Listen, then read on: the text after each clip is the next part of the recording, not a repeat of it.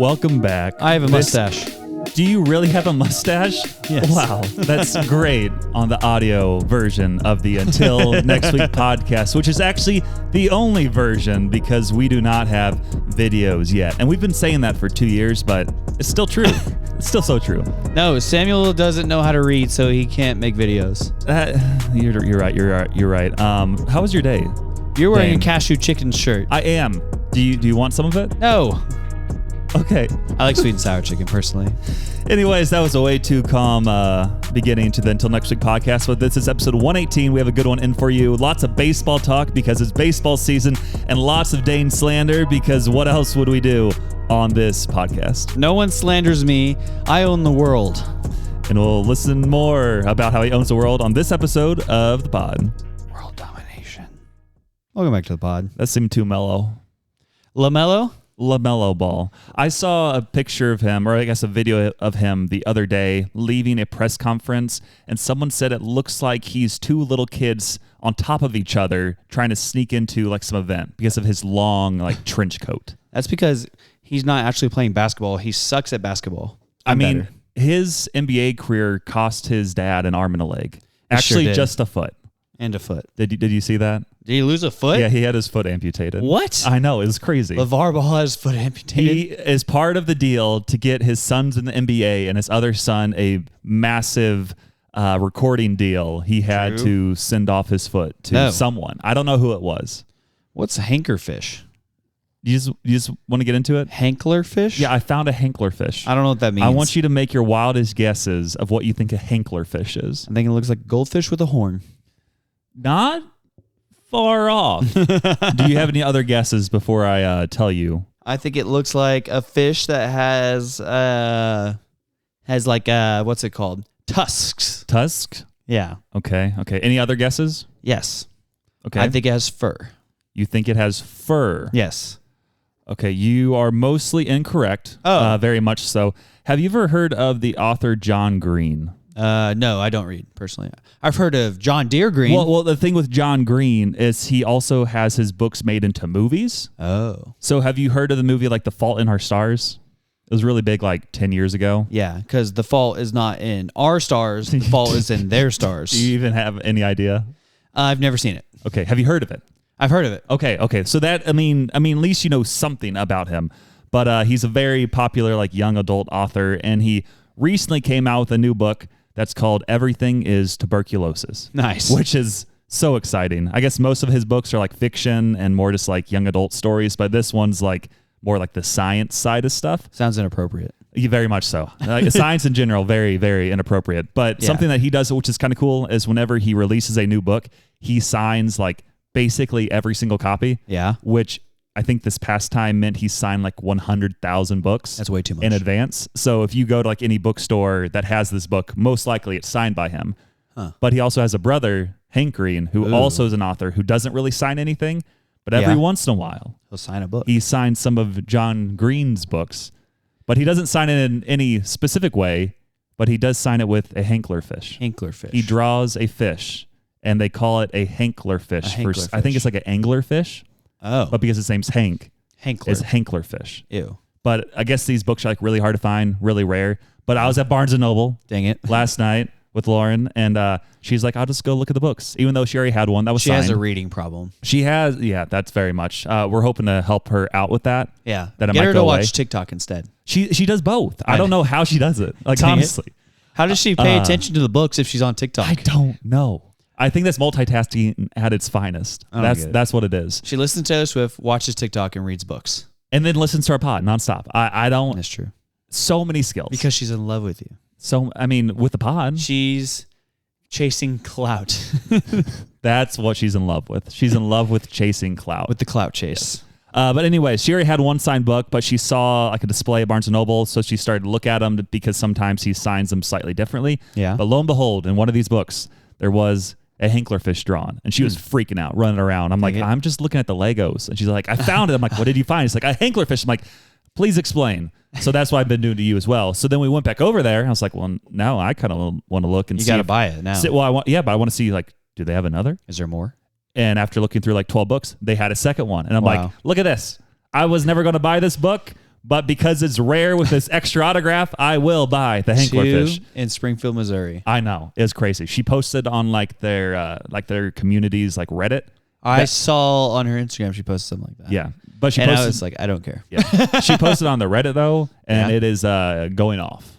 I think it had, as of this morning, like between 600 to like 1,000 upvotes. And people were like, oh my gosh. And I just kind of want to jump in there. Like, I'm not really a fan of this guy, but look, I got one too. We will sell it to you. Yes. The highest bidder. Yeah. What is the highest bidder? $500 million. Billion. Not billion. Billion's too high. That's just 500 greedy. million is enough. Billion's greedy. Yeah. Let's be honest. Yeah. Don't, I mean, 500 million, that's understandable. There's not a lot of these. There's probably like a few thousand. So a few thousand times 500 million for each one. Like, that's more than reasonable. Yeah. Anybody who makes more than $30,000 a year is in sin. So I don't make the rules. Well, I mean, I agree with you if you're making that money illegally, like you're printing it at home. Oh, yeah. I like to print money. Yeah. Personally.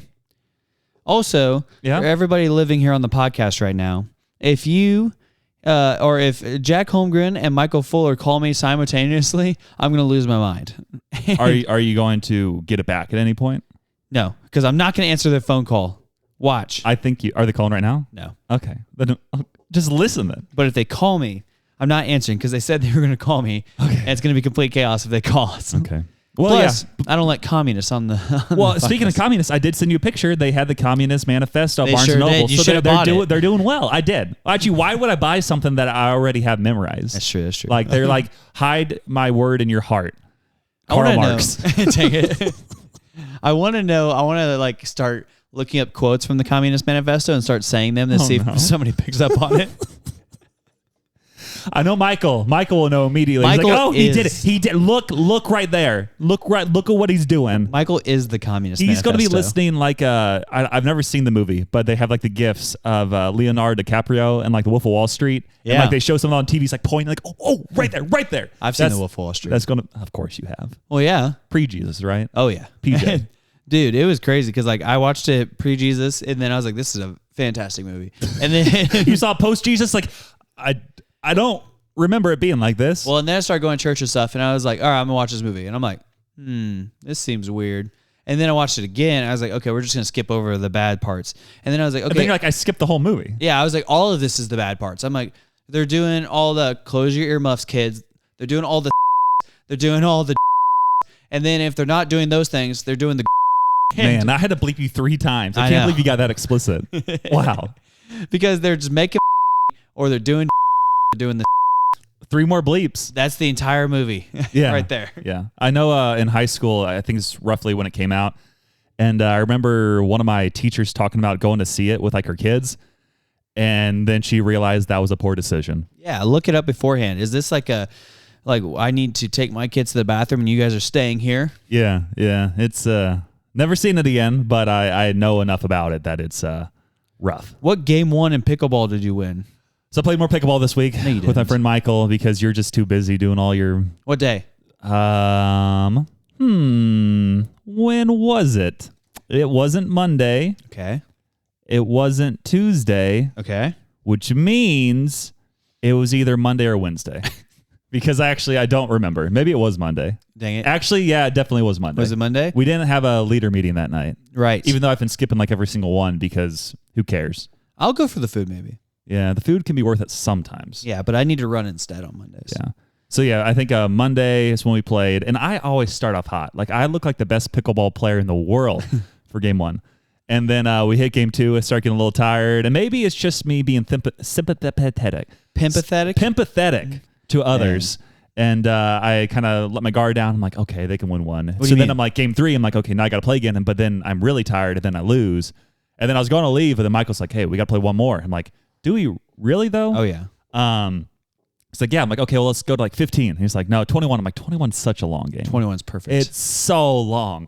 So we were playing. I got up to a good lead. We changed sides at 11, which usually doesn't happen where I'm the reason we're changing sides. You know that well from our pickleball tournaments we play. Yeah, I just don't care about changing sides. Yeah. But I got to point 15, but it did cost him almost an arm and a leg because he wiped out on my nasty shot, fell down, and he's like, yeah, I'm good. I'm going home. So yeah.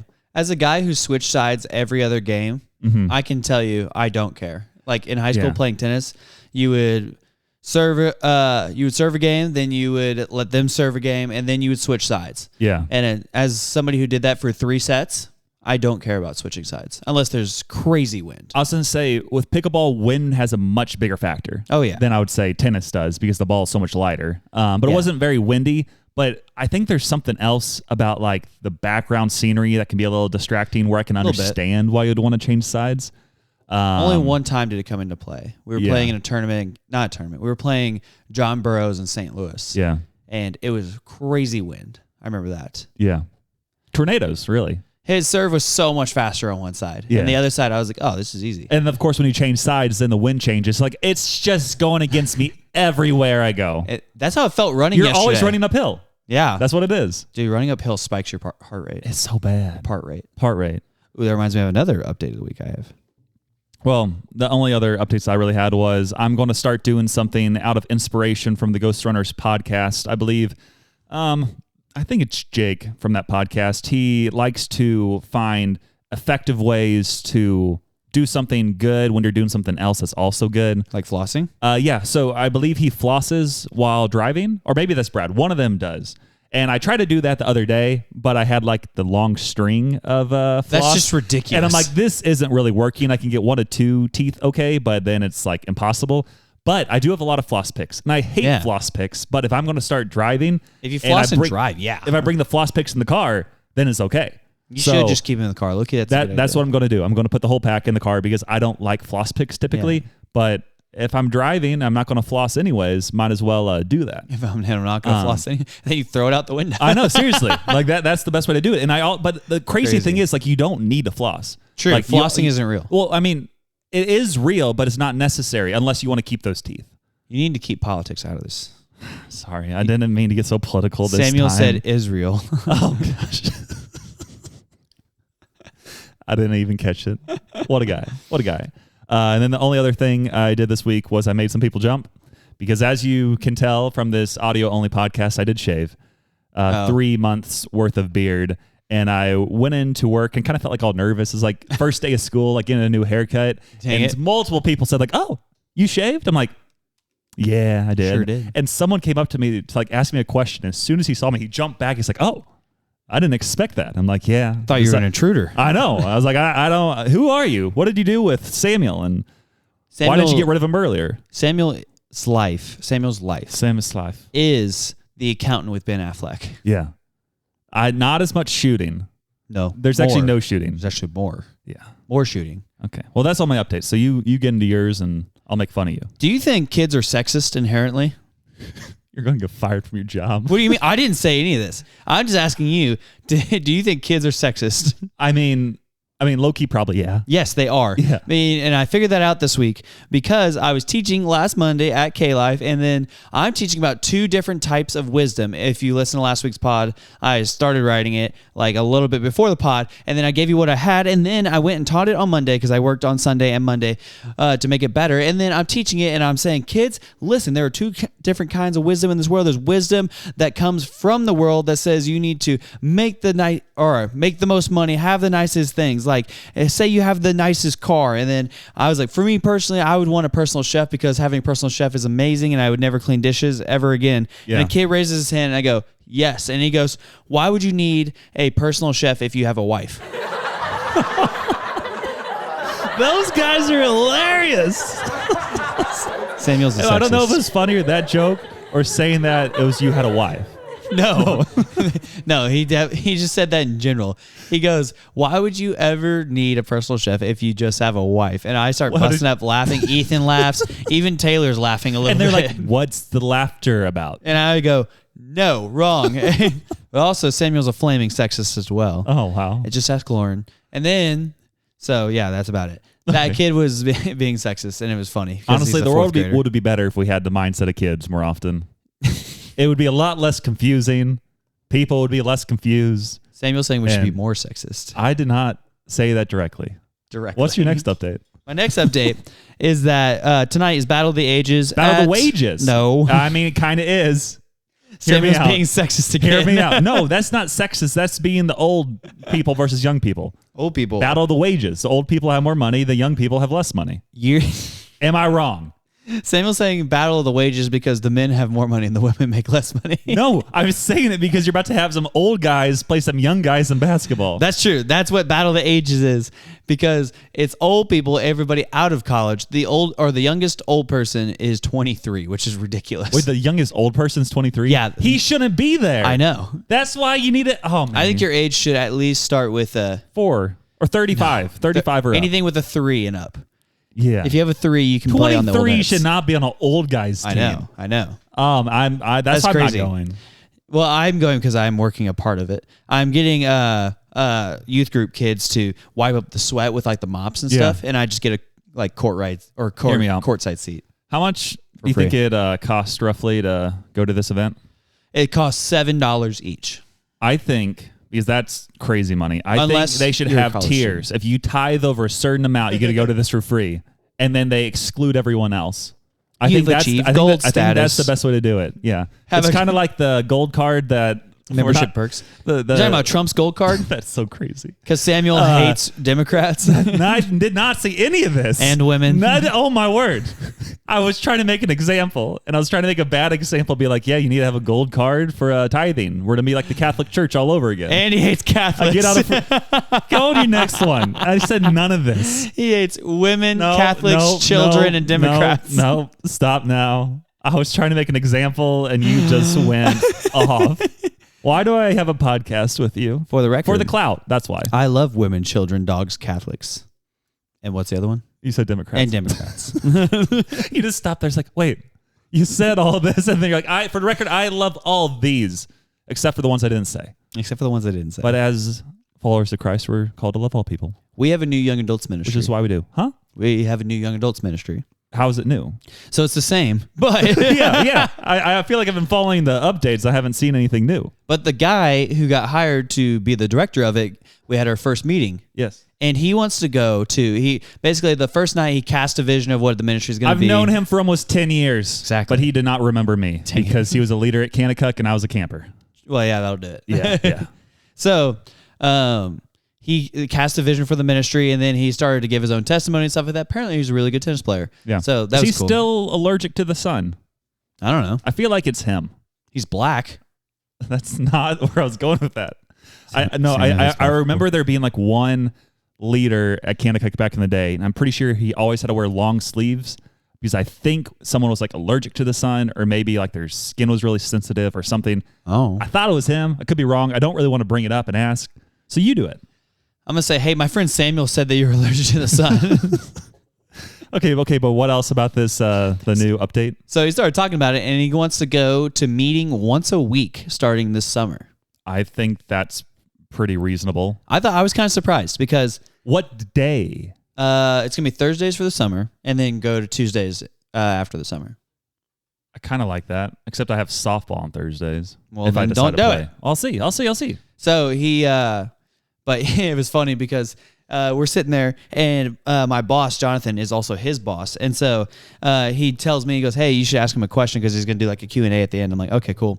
And so I'm sitting there, and I was like, okay, I'm going to ask like a goofy one. But then his entire talk was super serious. So I was like, okay, maybe I won't do a goofy one. That's the perfect time. And then he like talked about his wife and his family and stuff. And I was like, okay, I'm going to ask for him to tell his proposal story. Everybody here will love to hear that. And then...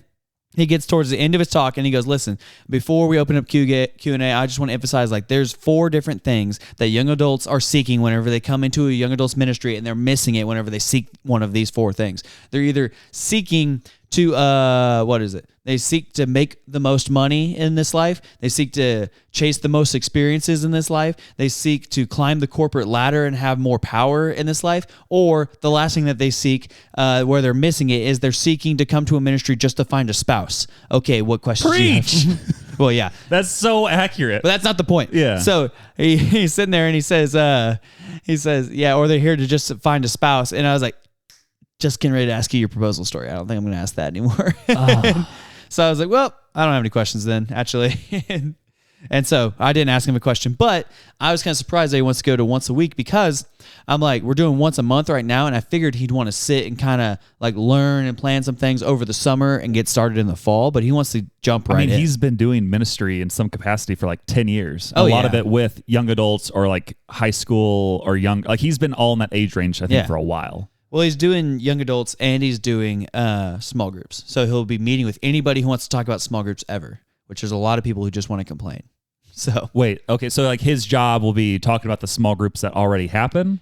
Yeah. So small groups that are already happening, and then also organize new ones and launching them and putting them on web pages and I think that's really smart. Also, I didn't really love the young adults ministry. Like I never went to the events, but like once a month, it's like you can't really build community over like, hey, here's an event that you might be able to go to. Right. Like having it weekly at least. Then you see them next month. Yeah. Like weekly, you can actually build relationships with people a little bit better. Yeah. It also would probably inspire you to get into a small group more quickly. Well, like, and also that's just way better, especially because that's his job. True. And it's like, I'll do my job once a month.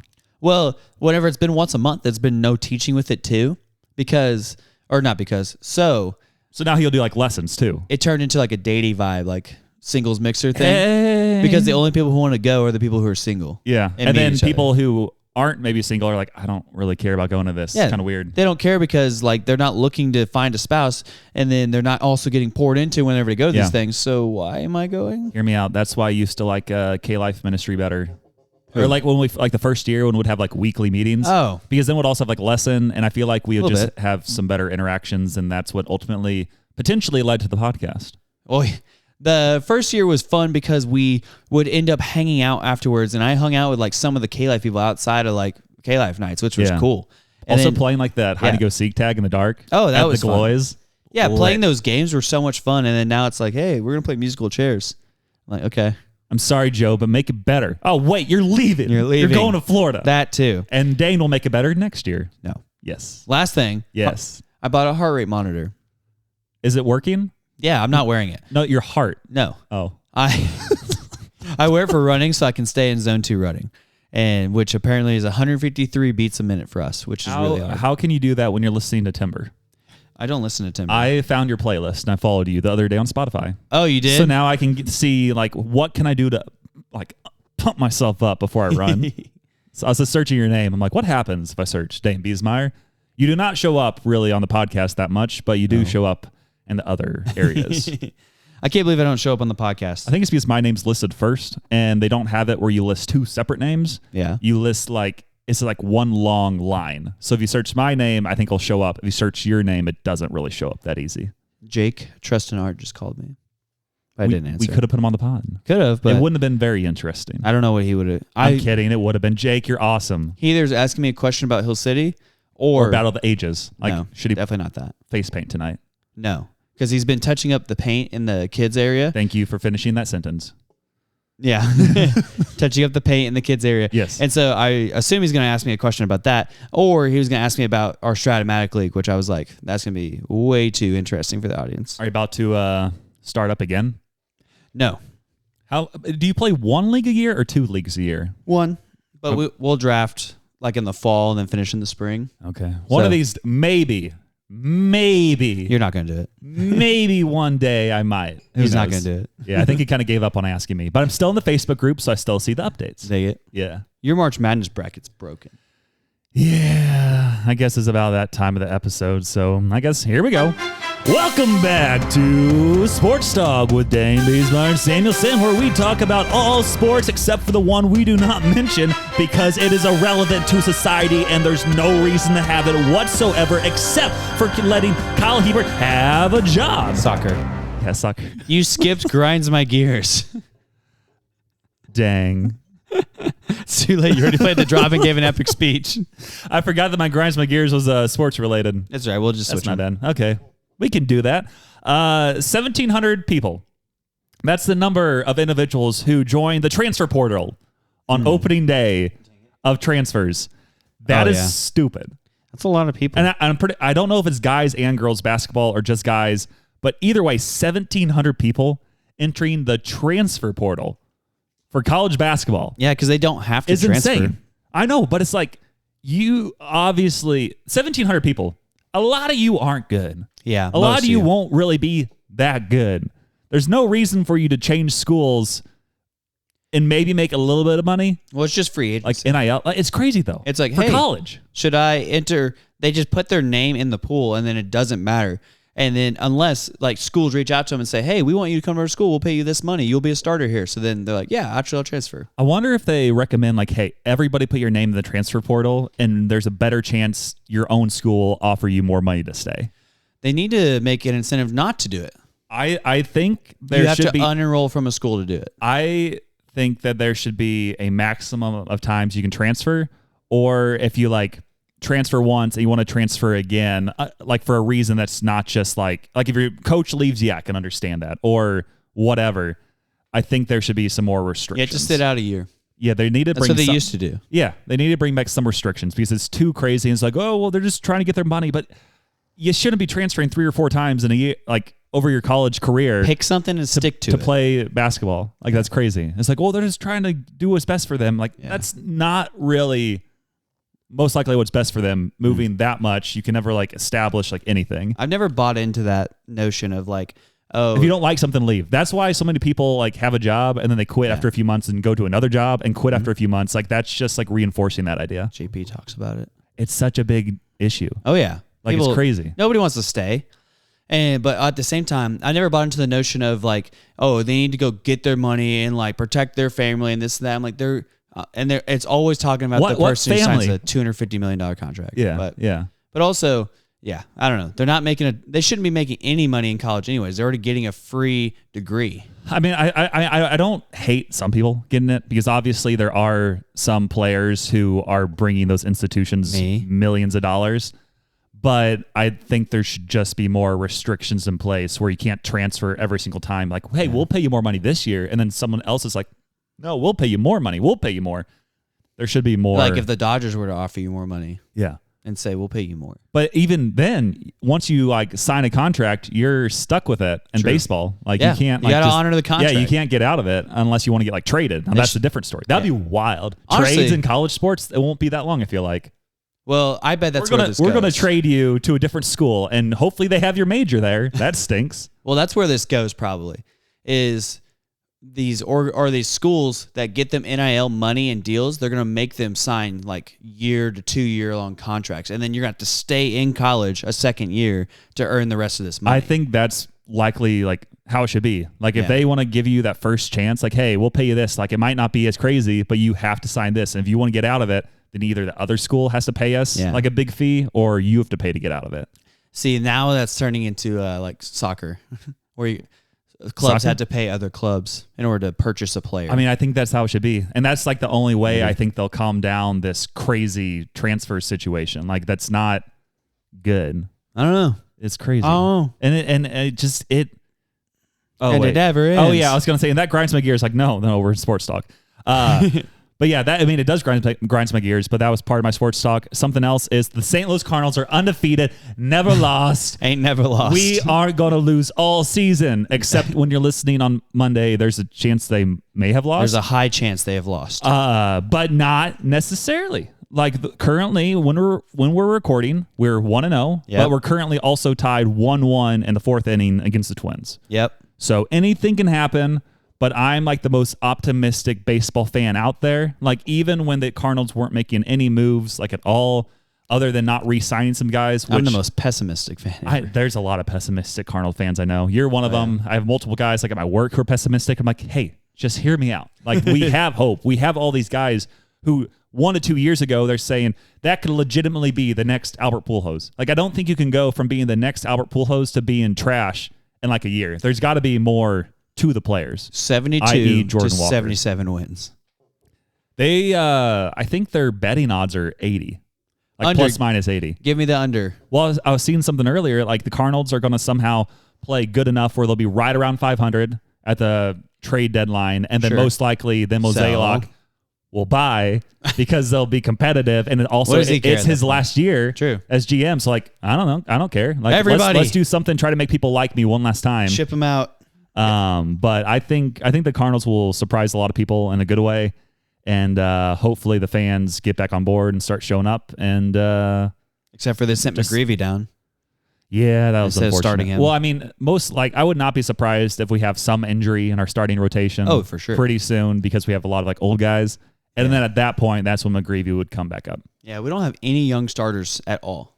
Palante is somewhat young. Sonny Gray, Palante, Michaelis. Guy we traded for. Fetty, Michaelis, and is Liberatore starting 5? Yeah, he pitched so well in spring training. But sucks. Also he's amazing in the bullpen. Yeah.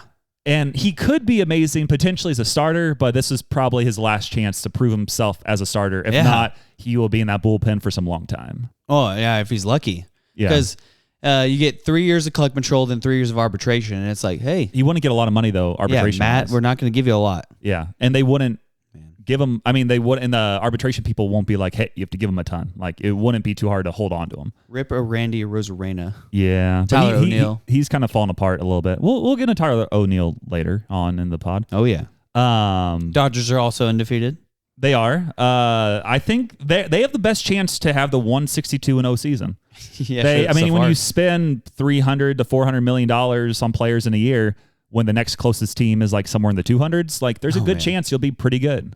So they have like 10 guys who could be number 2s in our starting rotation. Oh my goodness!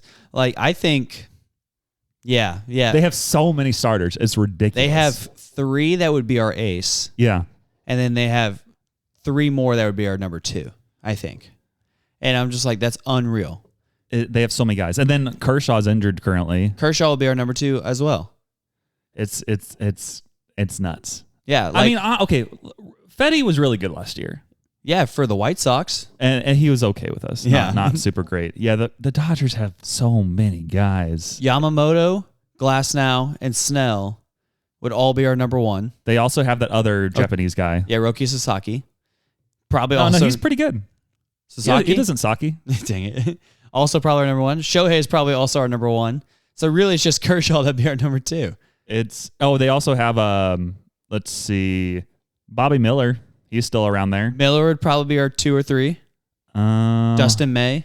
Yeah, Dustin May would also be up there. He's was so good and they got hurt. Yeah. Tony Gosselin. Did you already say Glass now? Yep. Yeah, they have so many good guys. Yeah, I'm just pick. Yeah, it's crazy. Yeah, their whole rotation would be our ace or number 2. Yet, what's crazy is we'll play them this year, and we will win multiple games against them. We're going to win all of the games against them. It's going to be amazing. First base, they're better. Second base, they're better. Shortstop, they're better. Third, we're better, maybe. Are you saying Muncy or Arenado? I would take Arenado. Who's their shortstop? Mookie. So Mookie's better at short. Who's their second base? We're going through these. Oh, I would take Donovan over Edmund. Tommy's playing center field. Who's their second base? I think it's Gavin Lutz. I'm gonna look it up. Los Angeles Dodgers depth chart. We're doing some in-depth reporting for all y'all. Teoscar Hernandez is playing right. Tommy's playing center. Okay, so their catcher's Wolf Smith. Better than us. Not that much. He's not as good as what he was. 1,000,000 times better. Not 1,000,000. I think they're pretty close. Freddie Freeman at first compared to. I think Contreras could have a really good year. Maybe. For hitting. Like he has some pop. But we know Freeman's going to have a good year. Second base, it says Tommy Edman. Tommy's not playing second. Well, currently on their depth chart, they have Tommy Edman, Enrique Hernandez, Miguel Rojas, and Chris Taylor. I would take Brendan Donovan at second base over any of those guys. I don't know. I like Tommy. Third base, I'll take Arenado over Muncy. Shortstop, obviously, they have Mookie Betts, which is better. Left field, they have like Teoscar Hernandez, and we have who's our left fielder? Not Burleson, not Walker, Nootbaar. I think I'll take Nootbaar. Nootbaar could be good. I don't know. Center field, they have either Andy Pajes or Tommy Edman, and Victor Scott has a higher upside. Yeah. And then right field, they have either Mookie Betts, probably Mookie Betts, I guess, and he would be better, obviously. Betts is playing shortstop. Dang it. Well, they have Teoscar Hernandez, Michael Conforto, or Mookie Betts. We have a better outfielder than them. But the issue is they have the greatest player in the world as DH. Yeah. And they have one of the greatest players in the world at shortstop. Yep. And then they have 10 starting pitchers who are all aces. Yeah, and a top 3 first baseman in the game as well. Yeah. So really, it's their first base, shortstop, and DH are crazy, crazy good. All top 5 players. And their entire pitching staff is better than. That's why. The only thing that we have better is probably Housley. Closer, yeah. Well, and then we went through some. But even Blake Trinan for them is really good. Realistically, though, the reason they're so good is they have Shohei, they have Freddie Freeman, they have Mookie, and they have starting pitchers forever. Oh, yeah. And that's why they're good. Entire Team Japan starting roster. Yeah. So, and yeah, they have the support of Japan. But that's really all my updates for sports. What about you? What are you thinking? So, Cardinals season preview. They're okay. I'm optimistic. I already said it. I think they're going to win the World Series for the next 5 years straight. I don't think they're going to win anything. Okay, I'll be more optimistic. Or less optimistic. 3 years straight. Next 3 years straight. Yeah. I just don't understand what the Cardinals are doing, and I don't care why they're doing it. They need to figure it out. That's green tea he's drinking, ladies and gentlemen. Only the ladies. I mean, they do have a nice little, I don't know, is that like a peach? I don't know. What kind of tree is that? I was going to say peach blossom tree. I don't know what that is. That's a Japanese jasmine tree. Yes. Japanese cherry blossom tree. You used to love a jasmine. I don't know, maybe. Samuel hates the Japanese. The Japanese? Dap them up. No, the Japanese. You said Japanese. No, I said Japanese. No. But I want a new society that are called Japanese, and they just dap you up. It's like, hey, who's that? Well, let's see their handshake. Yeah, they're Japanese. Hey, you know what? You and your hatred towards other people really... There it is. I hit it and it didn't go. You hit the button. You double tapped it. No, I hit it and it didn't go. Oh, sure. Does that grind your gears? No, the landlord kicked us out today. Okay, well, wait, he kicked you out? It's a she. You sexist. We're getting into that again. No, I didn't know they let them buy houses. She kicked us out because she was showing the house for future renters, and she just sends us a text and says, hey, Saturday, I'm showing the house to some people. You guys need to be gone from 11 to 11:30. I'm like, you should have hid in the walls. I'm just like, you can't kick me out of the house for 30 minutes so you can show it to somebody else. And she said, please clean up the place too. I'm like, no, screw you. Yeah. I mean, I don't feel like they can kick you out, or maybe they can. They probably can, but we didn't read the contract. I mean, I don't think it really matters with the cleaning up. I think that you can probably just have it whenever. But I know they do have, I think, the rights to basically come in like whenever. Yeah, they can do that, but you can't just come in at 3 a.m. Hey, you're late on payment. It's sit outside. 3 a.m. Go sit outside. Yeah, how about that? But so you got kicked out. Nice. Running is expensive, and injury prevention takes 5 hours.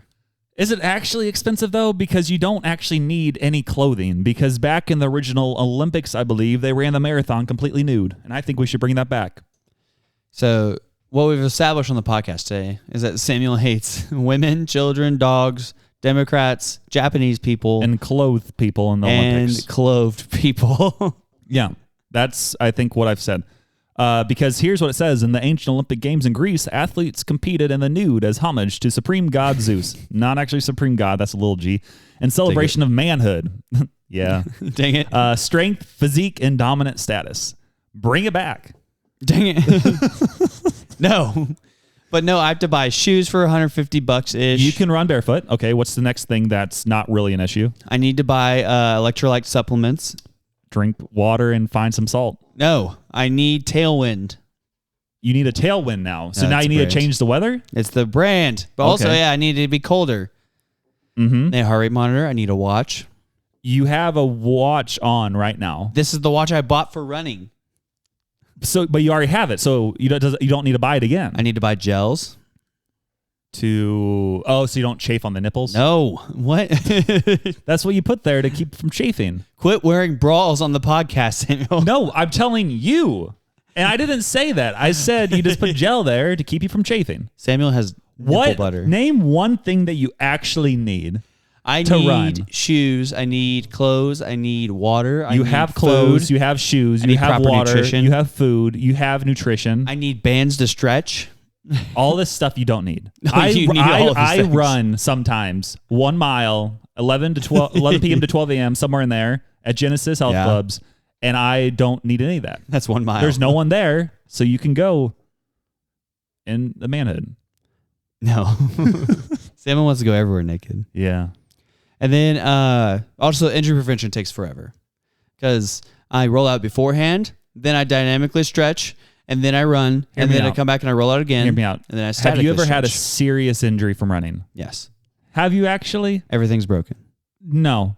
I think that the injury prevention is unnecessary because you don't actually know if it's preventing anything because you never have been hurt. I think stop it all. Just start running. Just do it like Nike. Samuel hurts himself a lot, guys. I don't get hurt. All I do is the freak injuries, which we've already discussed on the pod. Dang it. So just be better. That's what I'm saying. Just be better. And that's been Samuel's manifesto. True. I don't have the button ready. Anything else? Anything else you got there? No. Okay. Well, now, because we had to skip around because you're just being crazy, I guess we're still on Grind Some Gears, actually. Just really quick, March Madness, I just don't care anymore. True. Like, it's exciting, like, the first weekend when you're like, I have hope with my bracket. And then you're like, well, I guess I'm not as good at picking all the upsets. And then you stop caring.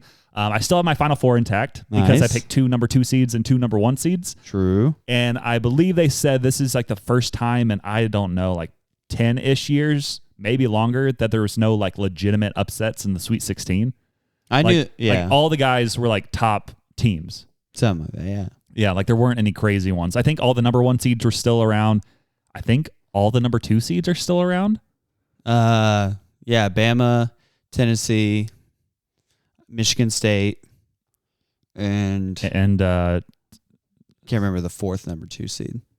Yeah. But Florida, Auburn, Duke, and Houston are all still in. Yeah. Those are all the 1 seeds. Yeah. And that just has not happened in a while. I think I saw a stat that like every, I don't know, like the past like 5 years, like at least one number 1 seed went down in the second round, I think. And then this year they all made it through. And now they're all... I heard that this year, though, going into this. Likely all going to be in the Elite 8, which is, again, crazy. They already are. Oh, yeah, they already are. Yeah, the Elite 8 starts today. Crazy. Starts today. Yeah. Duke plays Alabama, a 1 versus 2 seed at 7:49 p.m. Oh, boy. So you'll know what happens when you listen if you're paying attention to sports. Me excited. But I do have Duke winning it all. I think there is still a very, very, very slight chance I could maybe win one of my brackets if I get the Final Four right and get the winner. Because, again, I don't have all number 1s. Yeah. I have 2 2s, 2 1s, and then I have Duke over Florida in the championship. So if somehow I get all those right, I maybe could jump up a lot. 3 or minor in. I just was really bad with everything else. Oh, man. My neck hurts. Yeah. But we already said that grind your gears. True. And now... Dude, Friday is the Final Four. Next Friday is the Final Four. But that's not the championship day. No, championship day will be Monday. Okay. But we're going to miss the Final Four. Darn. Samuel hates sports. We have more important things. We have your small group and a special guest on the podcast that you'll know about next week. It's Lauren again. If it is, she'll sound a lot different. Let me say that. Hello. I don't think she'll sound like that either. But yeah, I think it's that time of the episode where we get into our main segment. Bum bum bum bum bum bum bum bum. Yeah, we don't have any music for the main segment, but basically, this has been a big baseball episode, and we're doing this song again. Yes, we're going to do a modern MLB starting 9 draft. Yes, we will take our favorite players that are currently playing and make the perfect team. You'll tell us who's better in the polls, and we'll just kind of go from there. Yep. Is that our new main segment, no matter what?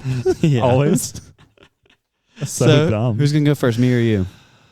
Honestly, we'll need to ask Siri for once because this is an important question to see truly who does have the better team. What number do you want to be out of 2? 1 or 2? I will be number 1, and we'll see. Siri, pick a number between 1 and 2. Well, yeah. Okay. Here we go.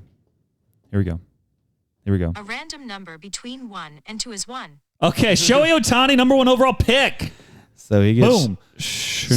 So basically how we're doing this draft is it's going to be our starting 11. We'll have our 8 position players. We'll have a DH. We'll have a starting pitcher, and we'll have a relief pitcher. I think that's 11. 4, 5, 6, 7, 8, 9, 10. Yeah. So we'll have 11 players overall. We'll go back and forth. We'll do a snake draft. Okay. Oh, so I get 2 So here? you'll get back-to-back picks. And we'll just kind of go from there, See what happens. But I did get my number 1 overall, so I'm pretty happy. And Ohtani is a DH. Just so you're gonna. That's where he goes. Okay. Well, then I already have my 2 picks that I wrote down then. I think I know one of yours, but which one? I don't want to say it just in case. Aaron Judge in center field. Okay, so Aaron Judge for Dane. And Bobby Witt at shortstop. Okay, I kind of figured you would go... Actually, I knew Aaron Judge. Bobby Witt I wasn't for sure about. Yeah, I just look at the shortstop landscape, and I'll just take the best shortstop. Okay, well, I will delete those off of mine, just so... Saying that's what I'm doing. Yeah. Let's get this off. But I did. Aaron Judge was the obvious number 2 overall pick. Yeah, it's Ohtani, Judge, 1-2, whatever you want. Yeah. I kind of like this, though, because I do have a very good next 2, which could mess you up a little bit.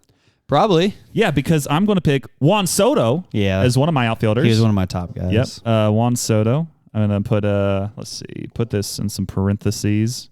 I'm trying to figure out the best way to like... Where are you playing him?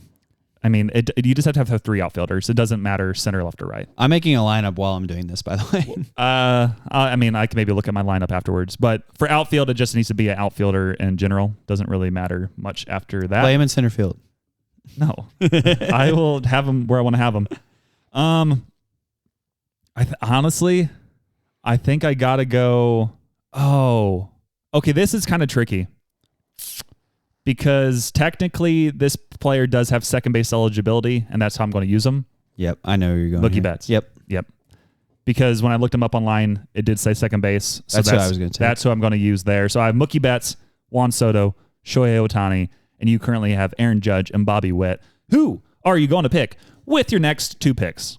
So the first one I'm going to take is Jose Ramirez at third base. Okay, he was going to be my third baseman. So... Yeah.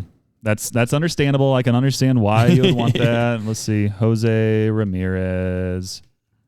Dane. So that was a good pick there. Oh, man. That's actually a really good pick. I really do like him. I think he's clearly the best third baseman in baseball. Yep. And so then after that, there's kind of a tie here of what I want. Mm-hmm. But I think I'm going to go Adley Rutschman at catcher. Okay. He was down as one of my 2 options. I was thinking at catcher. Yeah. And just so you know... You'll probably see the other guy for... Yeah. Okay. So you have those. That makes mine, I guess, a little bit easier for who I want to go after next. Let's see. Well, you already have that. Don't have that. Oh, this is kind of tricky. And I will go with...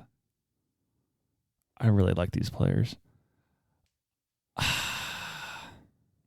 going to go Ronald Acuna Jr. Yeah. For one of my outfielders. I considered him for sure. Yeah. He did have 70 stolen bases and 40 homers like a year and a half ago. And then for my other one, I'm going to go Bryce Harper at first base. Yeah. I was also looking at Bryce. Yep. Which means I think I know who your picks are probably going to be here, but yeah. Let's see where you're going next. I'm trying to think because I want to make the best team ever. Yes. And so I'm going to go just so you know, for DH, you can have any batter there. Yeah. And you already have your DH. So now I'm going to go Mike Trout. Did not expect that. That was not on my list. So that was not on my list. I'm moving Mike to center field, and I'm moving Aaron to right field now. Did not. That surprised me. I'm not going to lie. Oh, yeah. He's been kind of rough for a while. Yeah, if he's healthy, he's going to be a great player, and he's going to bat 2. Okay. So Mike Trout. So who's your next pick? Again, I did not have him anywhere on any of my list. I'm going to go. He's the first one. I'm trying to think of how this or where this guy's going to play. Mm-hmm. And if I should take him right now or if I should take him here in a second. Mm-hmm. I'm going to take this guy. I'm going to take Julio Rodriguez. Not on my list either. Okay. Julio Rodriguez. I'm about to destroy you here, and I'm sorry about that. You had picks that, again, I just was not going to have anywhere. Wow. This is going to be big. Okay. And you have them in the outfield, I guess. So you have all your Yeah. outfielders and you still need your DH and such. Yeah. Well, I'm just going to go for it. I'm going to have Paul Skeens and Ryan Helsley. So those, I didn't think I was going to pick my pitchers right there, but I decided to go after it. Picked arguably one of the best pitchers in baseball for both starting and closer. I had different options for both, but I thought that would make the most sense. Plus, Paul Skeens has a pretty healthy arm, very young. We can see what happens with him and have the best closer in baseball, arguably. I'm going to take Francisco Lindor and play him at second base. Ooh. Again, another guy. I thought you were going to go to Jose Altuve. That's who I had down for you. Okay. No. I can't take a cheater. I mean, I would. Back in the day, Dave, we did this. I would pick Barry Bonds. Oh, yeah. You got to pick the best overall. So then who are you going next? And then Freddie Freeman. Okay, Freddie Freeman, I thought was the obvious number 2 pick there for first base. I've had him on my fantasy team the past 2 years. Did not pick him this year just because I went a different route with some of the strengths that I wanted to have. But quality guy, very white teeth. Looks like... very white. Yeah, looks like... who's the brother in Home Alone? Buzz? Buzz. Looks like Buzz. Big Buzz energy. Big Buzz. Yep. So currently, I'm back up. You have your first, second, short, third, etc., etc., etc. Need DH and pitchers. I need an outfielder, catcher, third baseman, and shortstop. I think, because again, you need your DH. I gotta pick one of these guys. I think the smartest one would be to get Gunnar Henderson, just so you don't mess with him at short and try to pick him as like your DH. Very, very good young shortstop. Arguably, him and Bobby Witt are very similar across the board. And then a lot of good options for outfield, but I'm leaning towards Kyle Tucker over another player, which you might pick. Yeah. I picked Kyle Tucker on my fantasy baseball team this year. Had to spend a lot of money for him. Was the second most amount spent for any guy. I had Bobby Witt was my number 1 guy. Kyle Tucker was my number 2 guy. So that's who we're at. Where are you going to do... what are you going to pick for your final 2 before you pick your final 1? So my hitter, my DH is going to be Yordan Alvarez. Okay. I was thinking I had him down as one of my outfielders potentially. I was really hoping you wouldn't take him. I thought about him and Kyle Tucker. Because he's a top 3 hitter in the game. But I just like Kyle Tucker because you also have more of the defensive ability. Defensive and the quick speed as well. But Yordan Alvarez is very nice at the DH spot. I respect that pick. In DH, I wanted Soto or Alvarez. So Soto, he's so good. Okay, so you have Yordan Alvarez, and then who were you picking next? So that was Yordan. So I need my pitchers now. So I guess I'll just go Tarek Skubal. He was going to be my main guy, but then I decided to go Paul Skeens. Yeah, Skeens is the other dude I wrote down. The other one I picked, who I considered going with before I went to Paul Skeens route, was also Jacob deGrom. deGrom was one of the guys I was considering as well. Yeah, but with him, and again, he's on my fantasy team this year, but I'm like, I'll pick a younger overall team that will have more success in the future. So that's why I decided to go away from Jacob deGrom. And then who are you going with your closer, assuming that's your next pick? Yeah, that's my last pick. I think there's one obvious one here, but I'm curious who you go with. Emmanuel Clase. Not who I was going to pick. I was going to pick Mason Miller. Oh, really? Yeah, but Emmanuel Clase also is very good. I didn't even write down. So I didn't write down Mason Miller or Ryan Helsley. Oh, wow. I wrote down Emmanuel Clase or Devin Williams. Okay. Well, I guess we just weren't thinking the same ideas. That's okay. It's okay. That's what we do here on the I really pod. want AL Central pitchers. And then just so I'll finish it up, Rafael Devers will be my third baseman. Yeah. This year for fantasy, I did not have Devers. I ended up going Bregman because he had third base eligibility. But he's actually playing third base now. He's second base. Or is he third? So he is third base? Like right before opening day, the Alex Cora announced that Devers is going to DH and Bregman's going to play third. Okay.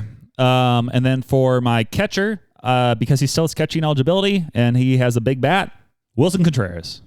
I wrote down William Contreras. I like Wilson better for hitting. I think he has more pop. He would have had a great year last year if he didn't break his hand midway through the season. With the bat? Yeah, that was unfortunate. But him being at first base now will be nice. He's another one of my guys on my fantasy baseball team.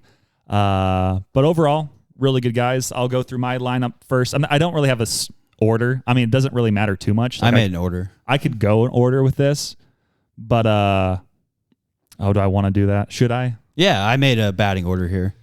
Okay, then my number one guy leading off, you got to go Ronald Acuna Jr. That's a good one. Okay, again, 70 stolen base guy. Number two guy, another very quick, just speedster, and who's someone you want to have a lot of at-bats. I'm going to go Shohei Ohtani. Yeah, that's a good one. Number three overall, you got to have a big bat in the middle. This could go a lot of different routes, but I'm going to go Juan Soto. Yeah. Very good pick there. I think the nice one for number four is Bryce Harper. Nice RBI spot. This roster is going to be insane. You have 3 lefties in a row. It doesn't matter. It doesn't matter. Number 5 overall, I'm going to have Mookie Betts. Another good spot there. Number 6, we're going to could go some different routes here. I'm going to go Kyle Tucker. Kyle Tucker. Are most of my guys lefties? I think they might be.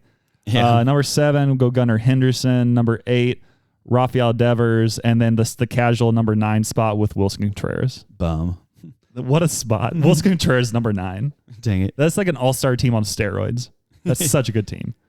Okay, so what are you thinking? Batting leadoff is Bobby Witt.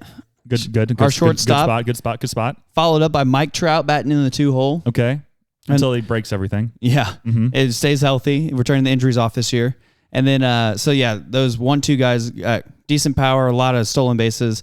And then Aaron Judge batting third. Yep. Yordan Alvarez is DHing right behind him, batting fourth. Freddie Freeman will be batting fifth. Jose Ramirez batting sixth. Yep. Francisco Lindor seventh. Julio Rodriguez eighth. And my catcher as well, Adley Rutschman batting ninth. Good lineup. Not as good as mine, but good lineup. Vote in the polls who you think's better. Also have some honorable mentions. I want Yadier Molina as my manager, and I need the Dodgers front office to pay for this. Dang it. So no, I got some really good defensive. I got a really good defensive team. Yeah, you don't need defense when you just hit dingers all day. Like my worst defensive guy's probably got to be Juan Soto. Yeah, just because I have 3 center fielders. Honestly, we could throw Shohei Ohtani in the outfield. He'd be better probably than Juan Soto. Doesn't really matter too much. Soto, yeah. But yeah, that's some of our baseball talk. If you did not care about any of that, I'm sorry. You should join fantasy baseball in the future. Watch baseball. And see what happens. Baseball is such a beautiful sport. That's all I got to say. Well, that makes me start opening one of these books here. Oh, no. Don't open the book, Dane. If you're driving, sit down. If you're walking, go ahead and drive. Sit down? Yep. Quit standing and driving, people. If you're walking, go ahead and start skipping because it's time for Dane's Manifesto. This has been widely requested by many of you, but... Has it really? Sure. Okay. And by many of you, I mean the voices in my head. Who are telling me that we need to go through every Taylor Swift song and do a review of them. Right now? No. One a week. One a week? This would be Dane's Manifesto for the next few years. This is going to be Dane reviews Taylor Swift songs when he wants to. / I don't know if we're going to make a new segment for this or not, but the idea popped into my head during shower time the other day. Oh, shower time. You just started singing all of her greatest hits. Well, so I found a new song this week by Taylor. Was it our song? It's no. The song I found is The Other Side of the Door. Yep. From her Fearless album. And I was like, hey, this doesn't suck. And I was listening to it. Wow. That was enough. This does. Wow. Okay. Well, then I figured out it was from her Fearless album. I'm like, oh, yeah, that's why. Taylor's version? It was Taylor's version. Ooh. Because I was watching a TikTok thing, and it was a Taylor Swift song. I was like, hey, this kind of sounds good. And then I looked it up, listened to it, and it was just this one part that made it pretty good. But the rest of it's very meh. Meh. Yeah. Meh. Yeah, The Other Side of the Door. The end of The Other Side of the Door. Yeah. It's really good when she's like, blah, blah, blah, blah, blah, blah, blah. Elmo's World. So then that made me think we should review Taylor Swift songs, all of them. I don't know if we should do in order because that'd be crazy. That you do again. That is like hundreds of songs. I know. That's why we have to do it. Her newest album had 38 songs. Oh man, I'm gonna hate most of these, and I'm gonna be forcing myself to listen to one of them a week. Okay, well you go after it. You can do whatever you want on this podcast, except for when I bleep you. Well, it starts here with Tim McGraw. So it debuted June 19th, 2006. I'm just looking up a few facts about it. I'm going to rate these songs as I just read the facts about it. Here's the lyrics. I'll read them for you. So she said, this song makes so much or means so much to me. That's why it was the first track in her album, very first song ever. And it came to her in math class one day. I just started singing to myself, when you think about Tim McGraw, the concept for the song hit me because I was dating a guy who moved away and it was going to be over for us. So I started thinking of all the things I knew would remind him of me. And she continues, the first thing that came to my mind was my favorite song is by Tim McGraw. And then Tim's flattered by it, blah, blah, blah. I thought he was old, but then figured I was a teenager who wrote it. And then was like, oh, it's actually like awesome that somebody's writing a song about me. And so it was her first song that sent her on the onto stardom. And so Samuel has agreed to pull up the song here. Oh, I didn't know we were doing this. You mentioned earlier, and then I kind of forgot. That's okay. So yeah, Tim McGraw said that it was really awesome. And then she has not sang on any of her Eras Tour stuff, though. Okay. Do you want me to play it now? Play it. Okay, here we go. That's not it. That's never been it. Timber sucks. Sorry. I'm trying to find the song. Sorry, I'll find it. Taylor Swift. I can't turn it off. Oh, here it is. Sorry. I hate Timber. Skip to the middle. Right there. You think Tim McGraw. I hope that's you think my favorite song, the one we dance to all night long, with the starlight on your chest. When you think happiness, I hope you think that little black dress. We might get copyrighted if you keep singing all this that beautifully. So that song is pretty good, and you'll find this as I review most of her country albums. I like them a lot better than her pop albums, except for a handful of songs in her pop music. Yeah. So this song, out of 10, I would give a 9. Shout out. Starting off high. 9 out of 10. 9 out of 10. It's honestly a song that I already have liked by Taylor Swift and is in my personal liked Do we need playlist. to start an app that shows your ratings of all the songs of Taylor Swift? I think that'd kind of be like the One Bite Everybody Knows the Rules guy. Yeah, Dave Portnoy. Yeah, with the pizza. We're going to do that with you. Actually, we should do it where you just play a random part of one song and you immediately have to rate it 1 to 10. It's like, well, if one of her songs 9.4. 9.4. 9.4. Yeah. No, it'll be a sucky song. Yeah. Every time. So where did you have this? I didn't put it on there. I put it in Dane's manifesto. Yeah, I'm going to put Tim McGraw. Tim McGraw. And what did you rate it? 9 out of 10. 9 out of 10 score. We'll see if we remember to do that each week, if we do this each week. Yeah. Okay. Dane, hit it. I got it. Don't do it. No. You sing for this part. This next segment. Call me, beat me if you want to reach me. No, that's not it. So that was Dane's manifesto. And next up is part 3 of something. Oh, this is now Samuel's little known facts. Samuel's little known facts. We're going to hit you with some facts right in the face. Yeah. Yeah, this is back. Part 3 of Samuel's little known facts. And I have some baseball ones for you this week because, again, it was opening day. And I was like, hey, what better way to give you some little known facts than to do them in baseball form? We need more baseball. We mentioned this guy's name earlier, and I brought him back this week. Yes, Tyler O'Neill has a home run in 6 straight opening day games. Sure does. The record was 4 opening day games before he broke it last year, and like a few guys did that, but now he's done it in 6 straight opening games. 4 with the Cardinals, 1 with the Red Sox, 1 with the Orioles, and I looked up like the betting odds, and he had like, I don't know if you know betting odds too much, but he had like a plus 375 to get a home run in opening day. You bet 100, you would win $375 if you did that. Yeah, basically. But most other guys are like plus 450 to 500 or higher. But I think so many people were betting on him. Oh yeah, they had to drive the odds down. They had to drop the odds, but he still got it. It's crazy. And I actually saw one of these home runs in 2022. I went to opening day for the Cardinals whenever Albert Pujols made his comeback to St. Louis. Sure did. And O'Neill hit a home run. I was like, that's electric. What a guy. Yeah. Next little known fact. This is a special request from actually the Jack Holmgren, which we'll get into later. But he wanted me to let you know that Greg Maddux. I know Greg Maddux. Yes, Greg Maddux has the record for most Major League Baseball seasons stealing at least 1 base without being caught at all. Okay. And he's a pitcher. Yeah. And I believe he's done that, I want to say it was like 10 times. And so having 1,000% success rate in a season? Yeah. And he did it at least, I believe, 10 different times, which is wild. It's just like, why did he just steal a base? And he did it because no one expected it. Some other little known facts. In 1957, the Los Angeles Dodgers And the Chicago Cubs, what do you think they did? In 57? In 1957. Man, I bet they played the first neutral site game. I mean, pretty close. They traded their entire minor league rosters with each other. Dang it. That's crazy. I guess those do because I guess the Dodgers were about to move from Brooklyn to L.A. And they just didn't want to do it? And the Cubs wanted to make a change. So they're like, hey, let's trade our entire minor league rosters with one another. Wow. But I guess back then it was only like 25 players in the minor leagues. Well, what's crazy is they even had minor leagues in 1957. What are they paying these guys? I mean, like nothing. But I think it legitimately said it was like 25 guys. So I don't think they had massive So 25 systems. guys is crazy. Because back like 10 years ago, they would have minor league rosters that's like 200-ish plus, and now it's like 100-ish. But yeah, they just traded their entire minor league rosters. They're like, hey, you're all on the Dodgers now. You're all on the Cubs now. You are Dodgers now. Figure it out. You at least don't have to say goodbye. True. You get to be with them just in a different location. Okay, next, this is kind of an interesting, fun little fact. Also very little known.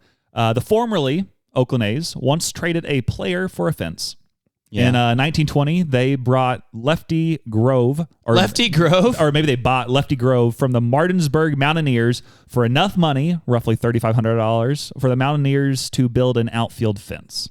Lefty Grove was really good. And they traded him for a fence. Yeah. That's all it took. $3,500 to build a fence. That's crazy. Jim Abbott, who was born without a right hand, pitched for 10 seasons in the major leagues and even threw a no-hitter in 1993. He didn't have a split finger, but it was more likely a no finger. Dang it. No, I know. I've watched Jim Abbott. It's wild. I've watched the film of him throwing that no-hitter. Yeah. And it's pretty cool. Well, because also, like, if it's a ground ball to him, he has to, like, change where the glove is. Yeah. And so then basically what he did is he would have it underneath his arm, one of the arms, and he'd throw with his throwing arm. And then as he like follows through, he would put his hand in the glove, in field. But then it's tricky. Like, how do you throw it then? Yeah.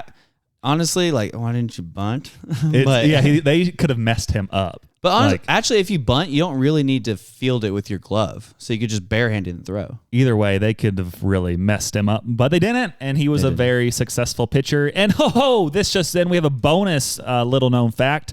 I guess an average Major League Baseball lasts only 6 pitches. Yeah. This is due to either being fouled off, thrown out for being dirty, or it's hit to be a home run. Goodbye. So those are my little known facts this week. Tune in next week for more. And maybe we might have a name change for Samuel's little known facts. Samuel's little known facts. Yeah. You want to know that? That's just a fact, Jack. Speaking of Jack, we have our next little segment here, and it's time to play the Kim Possible theme song. Because what better way to discuss voice memos than have this iconic Disney Channel song? So chaotic. I don't know if that's the best song here, but we do it anyway. And something else that's done anyway is a nice Jack Holmgren joke. We need 2 drops. What's the other drop? We need a main segment drop. And we need a Samuel's Little Known Facts dropped. We'll get there. What did the corn say when he got a compliment? I did not hear the beginning of that. You were talking. You say coin? Let's listen. What did the corn say when he got a compliment? Oh, shucks. Corn. Said corn. Had to have said corn. Coin would have made no sense. Man. What did the coin say? Well, shucks. All I know is Jack needs to step it up. Okay, well, here's another voice memo he had. That was 0. Also, we the fans want to give you both a shout out. You, Samuel, and Dane are both 1 in a million. Who's you, Samuel? Except for you, Samuel, actually. You're about 1 in 33. Because you suffer from hyperhidrosis. 3% of the population of the world suffer from hyperhidrosis. It is a social, emotional, and occupational disorder. But I really think Samuel's just milking it so that he can excuse himself when he loses in sports. Yeah, the pickleball paddle was too sweaty. True. Typical. It only happens when you get skunked in pickleball, but whatever. But hey, if you can milk it, go at it. It is a disorder, so if you guys want to donate to help find a cure for Samuel's hyperhidrosis, just use the code Michael for President 14454. Yep, that's a very big distinction right there. And just make sure that you donate, and we'll find a cure for Samuel's problems. Anyway, love you guys. Guys, please run for a cure. We're trying to find Samuel some. Make sure to pregame with some Alfredo so you can run for the cure properly. Remember, Michael for president 14454 at Samuel 14434 for pickleball paddles as well. Let's start a Michael Fuller webpage. Be explicit. I know, that's what would be funny. We just get him canceled. It would get taken down so fast. Let's like, get oh, Michael no. canceled. You can't have that there. That's too risky. Let's cancel Michael. Okay. Well, maybe we can. I mean, if he would give us more podcast comments each week, maybe we could. But he does not jump in the section as much as I would like. Yeah, he's being selfish, honestly. Yeah, but who's not being selfish is Elizabeth Virgil. I could not talk there for a second because in episode 116, she commented, Jack's wife seems so sweet. Fun that we got to hear from her and love Samuel's little known facts. Great news segment. Little known facts. Little known facts. Shout out to Mrs. Holmgren. What was her first name? Catherine. Catherine. Yeah. She does not listen. I don't. Allegedly. Jack and I talked on the phone and he was like, yeah, I don't know if she knows you put that on the podcast. She just thought she was being filmed for no reason? Maybe. That's crazy. So because I think he was like, hey, they just want answers to these questions. So she might not know that she's a superstar now. She is a superstar. People are going to start reaching out and following her. It's like, who are these people in Missouri or Michigan or both. Texas or Montana or Washington, Alaska? D.C. Like, I don't understand. It's like, well, you are now Or Omaha. a celebrity. So shout out, Catherine. Also, I just moved the mic back here. Yeah. So much better. You learn something new every day. Than like hunching over my computer. Yeah. For 118 episodes. Oh, this is kind of nice. Oh, so my mic's going to fall. That's okay. I got to just hold adjust that. Okay. Well, anyways, on episode 117, Honest Product Reviews, we had some more comments. Alvaro Eskin, he put Samuel. That's Alvaro's last name? Eskin? I had no idea. Yeah. This until right now. He put Samuel Simple Sayings instead of Samuel's Little Known Facts. That one's okay. I mean, there's 3 S's. That could be an option. Jack Holmgren put, Dane, you're pushing 30. Those operations are going to start getting more difficult. So true. Wow. Yeah. Savage by Jack. Really over 25, it's actually no. Every year, I was thinking about this theory the other day. Mm-hmm. I was like, every year post-college that you're single. Post Malone college. Post-college that you're single becomes additionally harder to date. Because your life just becomes more complicated and regimented and you have certain lifestyles that you're just like, yeah, I want somebody who wants to run marathons with me. Well, also just in college in general, you're around a lot more people. Yeah, you have built-in community. It's easier. Yeah. And now which is why we have the new young adults ministry, which is now just a dating ministry, but is weekly. I think that's what you said. Yeah, that's what I said. And well, no, but actually, like, having not a built-in community now you have to actually put forward effort in order to have a community. Yeah. Way different than it's been your entire life from kindergarten until 18. But with that, I think you're more likely to find someone who's like, hey, I want to find a good quality person compared to in college. It's like, well, they're here. Sure. We have math class together. Yeah, let's figure this out. And it's like, and I think they're not ugly. Yeah, there's benefits of both and also non-benefits. That's true. Yeah. Angela Birdwell put Samuel scoop on specific stuff. That's a lot. That was Samuel's delivery. That's why I didn't. Sorry, Samuel scoop on specific stuff. And then she put too hard to say. I knew it was Ryan Guy from his book Atomic Aardvark. He was the guy who left the message last week, I think, from Montana. He has a book? Yeah, it's called Atomic Aardvark. All right. Buy the book if you want to. Then she put colostrum is pronounced colostrum. Colostrum? Is that right? I don't know. Is it colostrum or colostrum? I don't really know how to pronounce that. Colostrum? I have cancer. I don't have colostrum. Okay. And then she also put Lindsay should politely say, thanks for the memories. It's been real. So glad she gets to be a stay-at-home mom. I have also been peed on and thrown up on by a baby. Comes with the territory. No, it's the worst. But also, Ryan Guy. Yeah. If you want us to sponsor your book. We got to stop talking about it right now. Just in case. True. Hit us up. You know where to reach us. And then Lauren, she put, excuse me, I'm a great driver. And also Samuel failed to mention that the trash chairs were from my apartment complex dumpsters. So you're welcome. Sheesh. She's listening. Yeah, she is. Shout out. Yeah. I think she's just intrigued at this point. Like, what do they talk about? Honestly, yeah. I think that's what happens is you were like, people see me or see you or both. And then they're just like, what could they possibly be talking about for an hour and a half? What are they hiding? Well, they think that we have like, what episode is this? 118. They think they have 118 episodes now and they're still going. This must be like big time, which we are. Yeah, huge. Yeah, don't question it otherwise. And so when we start our fast food franchise chain one day, I'm thinking smash burgers. Dane Slams, Slam Danes. Samuel's Slam and Danes. Samuel's Danes Manifestos Burgers. Samuel Slams Danes Manifesto. Samuel Slams Danes Manifestos Burgers. Samuel Slams Danes Burgers. Restaurant and family style. Yeah. And sushi. I want sushi.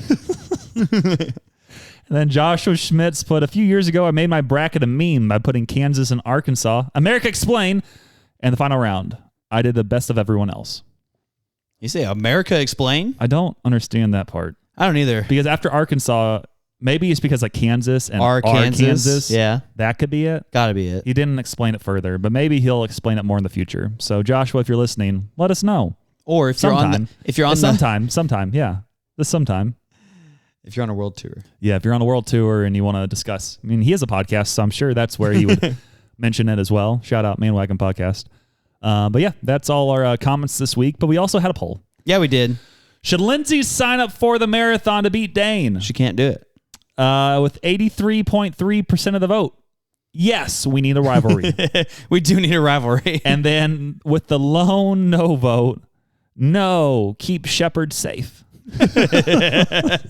Yeah, because here's the thing. Whoever loses will never be able to live it down. Yeah, and then Shepard will make fun of whoever that is, and then other person will then be their parent. I'll be like, listen, Shepard, here's why you shouldn't respect your mother. Oh, man. You should honor her. Yes. But here's why you shouldn't respect her. Yes. I think it's that time. I have a lot of advantages going for me in that race. One of which is... I'm a boy. Okay. So I can run faster naturally. But she has that mother will to best you. Yeah. But also having a baby makes your body less athletic. But what if it makes you more athletic? There has been some Olympic athletes. Super babies. I think it's mainly on the female side who've had babies and then they've performed very well afterwards. Like Serena. There was Dara Torres, who was like a sprinter swimmer who got like a silver medal at age like 41 or 44. 41? After having, I think, multiple kids. Multiple kids? Yeah. Unreal. Crazy. But I'm ready. Do you know who also is ready? Our number one sponsor of the week, who's always ready. Jesus Christ of Nazareth. Jesus! Take the wheel. What's your verse of the week, Dane? That'd be kind of funny to have. Your verse of the week. So my verse of the week is all of John chapter 9. And by that I mean not all of John chapter 9. Hold on. Let me see if it is all of John chapter 9. It might be all of... Okay, it's all of John chapter 9. But I'm not going to read all of it. Yep. Because... this is really kind of entitled, like, why do we suffer? Because that seems to be a key theme in my life. And so that's why you run. Yeah, honestly. And so right here in John chapter 9, it's Jesus heals the man born blind, starting in verse 1. As he passed by, he saw a man blind from birth. And his disciples asked him, Rabbi, who sinned, this man or his parents, that he was born blind? And Jesus answered, it was not that this man sinned or his parents, but that the works of God might be displayed in him. We must work for the works of him who sent me while it is day. Night is coming when no one can work. As long as I am in the world, I am the light of the world. And so this is just 1 through 5, essentially. And so really what I'm highlighting here is what Jesus starts talking about here in verse 3.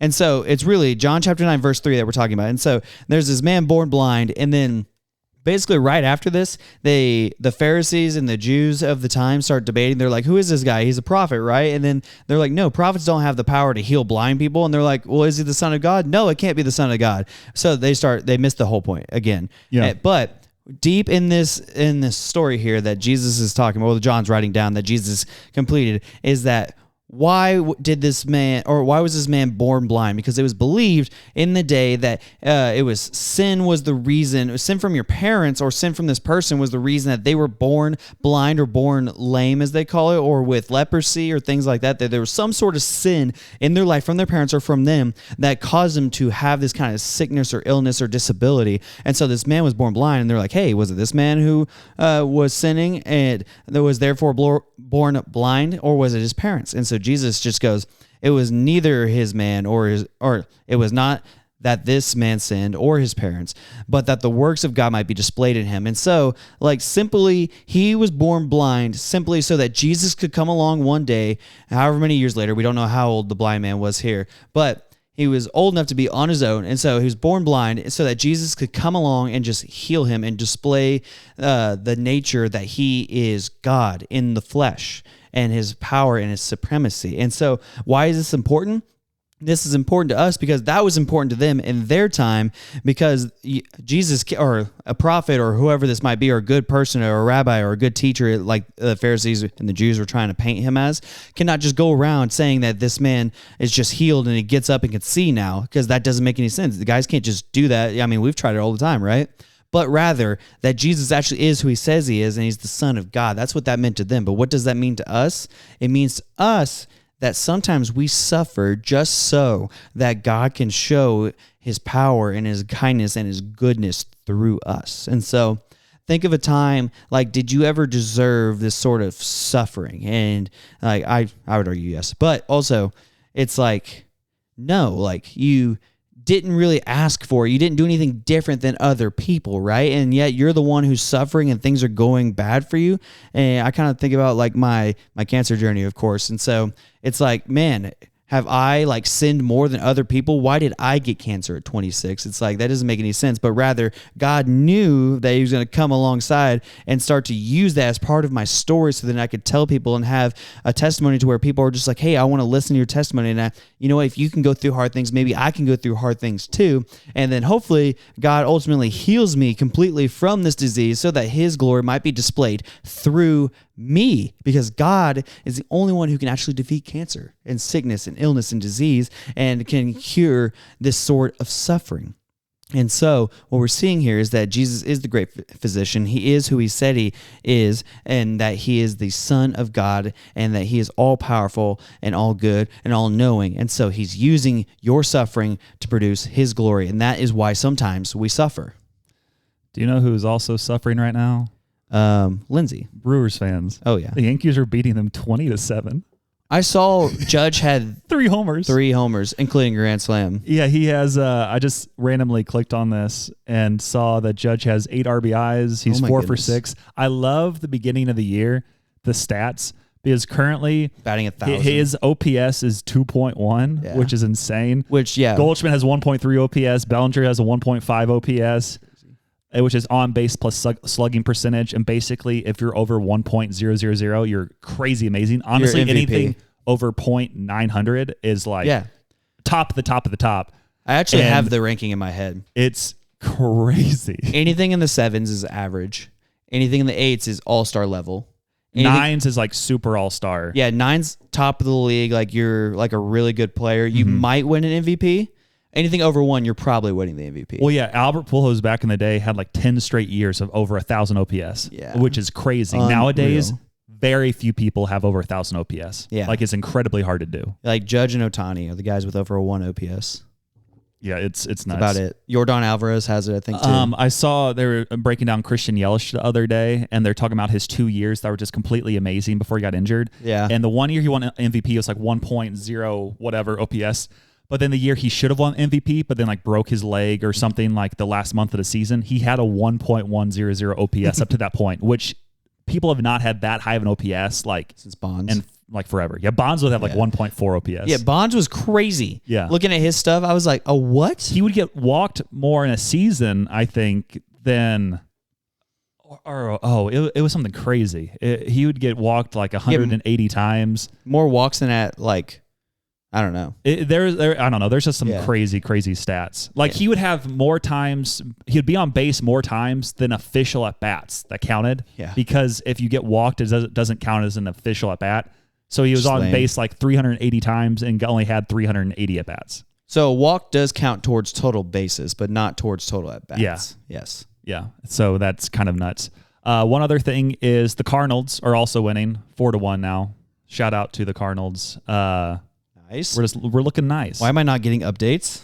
New bar. I need to pick him up on my fantasy team, hopefully, because he has a 1.6 OPS. Arenado has a 1.7 OPS. Herrera 1.2. Jordan Walker 1.2. And Wilson Contreras 0. Oh. He has started the season off slow, but he'll pick it up. See, and Judge almost hit the 4th homer, but he doubled instead. Did he just hit? Because they've had a position player pitching for, I think, an inning or two. Yeah, it doesn't matter. Yeah. Shout out to the Brewers. Shout out to Jack Holmgren and his Brewers. Cardinals are going to win it all this year. But sorry that I did that right after our number one sponsor of the week, Jesus Christ of Nazareth. I'm sorry. I should have timed that better.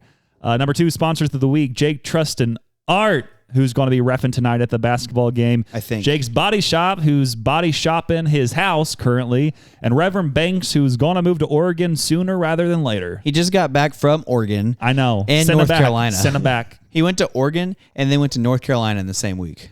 Is he going to start a church in both places? No, he went on a vision trip to Oregon, which is where they go and they bring people who are interested in going on the church plant. Yeah, I'm interested. Yeah. Please get a vacation to Oregon. They like cast a vision over spring break and stuff for college kids mostly.